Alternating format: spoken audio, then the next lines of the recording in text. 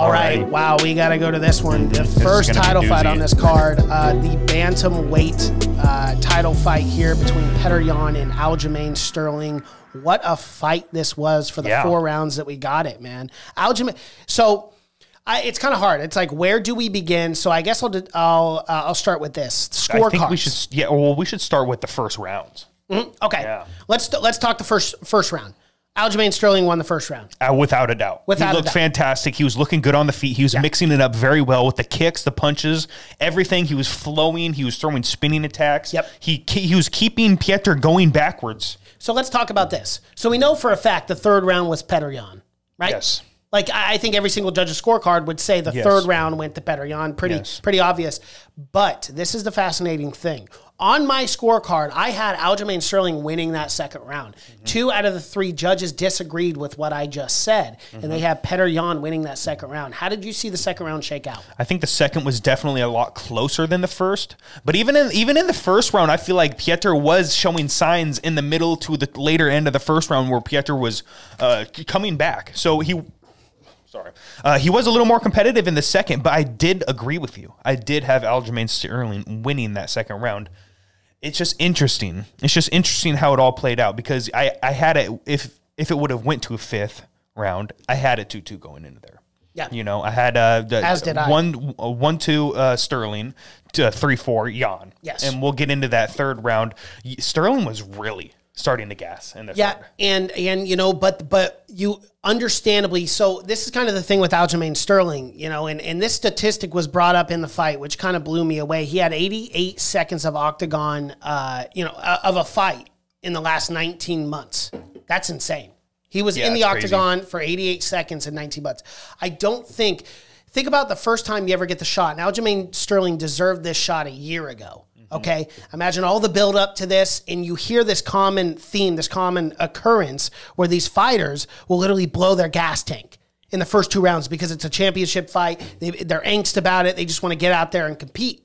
No fault of theirs. Well, he was pushing an incredible pace. An incredible pace. I mean, just walking Petr Yan down over and over. Like, he would throw a combination, Petr would take a step back, and Aljamain was right back on him, right back in his face. But that pressure for 5 rounds is a lot different than 3 rounds. And I think Aljamain Sterling saw that. I think he understands that now. He felt it for sure. In hindsight. Yeah, because that third round, he was definitely gassed. And at the end of the second round, he goes into his corner, and Ray Long goes like, "Hey kid, how you doing?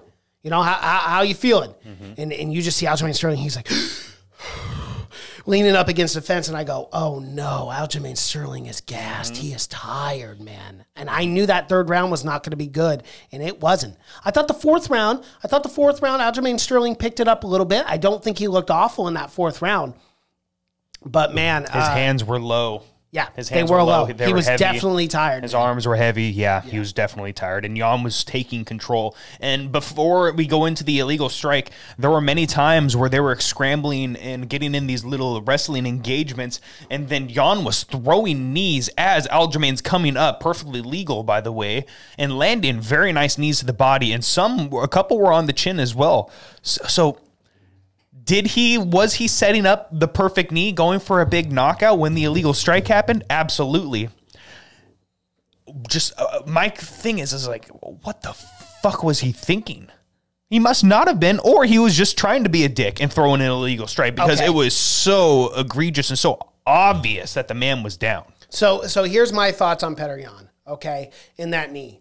First and foremost, I think people are ridiculous online, and we'll jump to that later. Second off, Petr Yan, champion, bantamweight champion. Do you think he would throw away the belt, throw away his legacy, throw away the pay-per-view points, throw away literally his entire career? I mean, he'll fight again, but throw away his career, his fight, and everything because he wanted to illegally strike Aljamain Sterling. Do I think that was intentional? No, I don't. I think when you're in the moment and you're hyped and you're coaches and you say, "Should I hit him?" and he goes, "Yes." We're also looking at a language barrier, okay? So let me put it this way for you. You speak English, that's the only language you know, and you go have a fight over in Brazil, and they tell you whatever word means yes, whatever word means no, and whatever word means grounded, right? Well, you might know that, but you might not fucking process that while you're fighting a guy for the title that you're beating up, right? In the 4th round, I mean, Petr Yan looked good. Do I think that was intentional? No, and that's the stupidest fucking thing to say. I mean, yes, the act of throwing the knee was intentional, but I don't think he did it to be like, I don't think this is like a Rocky fucking 4 where he's like a villain in a film and he's like, oh. Yeah, he didn't look down and go, oh, he's grounded. Time to throw the intentional knee. Yeah. Right. But was it a mistake by Petr Yan? Absolutely. The biggest mistake he could possibly make. And I I fucking hate Twitter so much. I was on Twitter and just so many people were just giving Aljamain Sterling so much shit. And it's like, first off, that knee landed so incredibly hard. I mean, are you kidding me? Like, that would make anyone concussed. Anyone. That knee landed flush, and he put a lot of smoke behind that knee, too, and it landed right on the side of the temple, man. Yeah. So, come on. Like, the fact that we're sitting here and we're roasting Aljamain Sterling, like, do you think Aljamain Sterling, after 2 or 3 years of being on a fight win streak, wants to win the belt like that? No one does. No one does. It's embarrassing. He literally took the belt off, threw it down, and started crying in the octagon. And understandably, it's too. dude. It's literally the worst possible thing that could happen. Yeah, because he was on his, no offense to Aljamain Sterling, maybe he could have turned things around in the 5th, but the chances of that happening are slim to none. I do believe Jan was on his way to winning that fight. Yes. If it went into the 5th, Jan probably would have won, and he would have won by unanimous decision, which would have been a well-deserved victory. And it's just so unfortunate because I don't think you should be able to win a belt in that kind of situation, man. It's weird. But when it's a disqualification, I guess there is no choice. You are now the bantamweight champion of the world, and it's no fault of your own. Yeah. And here's the thing, too. This is another thing that pisses me the fuck off about people on Twitter. Aljamain Sterling has literally came out within the first hour. Okay, within the first hour of winning the belt, by disqualification, says, I want an immediate rematch. A guy who supposedly faked getting knocked out would not call for that rematch. He wouldn't. He'd be like, I'm the champion now. Let's move on. Let's do something else. I have the belt. It's my belt. I choose who I'm going to defend it. He threw an illegal knee, right? He doesn't deserve another shot. But no, he wants the immediate rematch. And like for people to people be punking him being like, oh yeah, he's just an actor. This is so stupid. I'm just like, it's so disrespectful to Aljamain Sterling. This is not the way you want to win a belt, man. Yeah. And let's talk about what TJ Dillashaw, Mr. Cheat Magoo, had to say about this. He goes, and the Oscar goes to Fake Master for Best Actor in a title fight. And Petr Yan needs a crash course in the rules of the sport he was once champion in. Hey, Petr, now you're a cheater too, bitch. Aljamain Sterling replies, and I love this reply. You cheated your entire UFC career and you still have the balls to call someone an actor? You lost your manhood when you decided to inject yourself so that you could actually compete. I hope Sandhagen tools you like he did to you in practices before. Yeah, that's a perfect response. That's a good response. I really who the hell is TJ Dillashaw to tweet out fucking anything about being an actor or being a cheater? A cheater? I mean, bro, you literally injected EPOs. You were the fucking poster boy for being a fucking cheater, bro. Yeah. So keep your mouth shut. Yeah, and where is he? Where is he?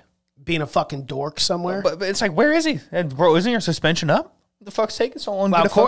Hey, rumor has it Corey Sandhagen versus TJ Dillashaw is in the works. And I'm telling you right now, man, that fight will happen now that there's a rematch between Aljamain Sterling and Petr Yan. Yeah, because neither guy wants to sit around and wait. No. Yeah. So I like it. It actually shakes out well for the bantamweight because I love to see this rematch. And I think Aljamain Sterling, after everything that happened to him in this fight, I think now he will be better prepared for a 5-round fight and understand what it takes to have a gas tank for 5 rounds. And maybe kind of just cool it a little bit and kind of just, conserve a little bit more energy over that 5-round period. Yeah. I mean, that's really his only thing. I mean, he looked fantastic, I thought.